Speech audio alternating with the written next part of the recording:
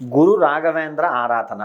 గోపికాంబ మరియు తిమ్మభట్టులకు రెండవ కుమారునిగా జన్మించినటువంటి గురు రాఘవేంద్ర స్వామి వారు ద్వైత మతాన్ని ప్రాచుర్యంలోకి తీసుకొచ్చారు. కర్ణాటకలోని కన్నడిగులు ఎక్కువగా రాఘవేంద్ర స్వామి వారి యొక్క ఆరాధన చేస్తూ ఉంటారు. ఆంధ్ర తెలంగాణలలో కొంత ప్రాచుర్యం తక్కువగా ఉన్నప్పటికీ చాలా మంది మధ్వాచారాన్ని ఆచరించేటువంటి వారు అంటే మర్దులు ఎక్కువగా ఈ యొక్క రాఘవేంద్ర స్వామి వారి యొక్క ఆరాధన చేస్తూ ఉంటారు. పూజ్యాయ రాఘవేంద్రాయ సత్యధర్మ వ్రతాయచ అన్న విధంగా ఈనాటి రోజున ఎవరైతే గురు రాఘవేంద్ర స్వామి వారి యొక్క ఆరాధన చేస్తారో లేదా మంత్రాలయంలో ఉన్నటువంటి రాఘవేంద్ర స్వామి వారి యొక్క బృందావనానికి వెళ్ళి స్వామివారిని దర్శనం చేస్తారో వారికి మనోనిర్మలత పెరిగి చక్కటి జీవనం లభిస్తుంది అని గ్రంథాల్లో పేర్కొనడం జరిగింది. ఈనాటి రోజున రాఘవేంద్ర స్వామి వారి యొక్క ఉత్సవాలు పట్టాభిషేకము ఊరేగింపులను కూడా ఈ రోజున చేస్తూ ఉంటారు.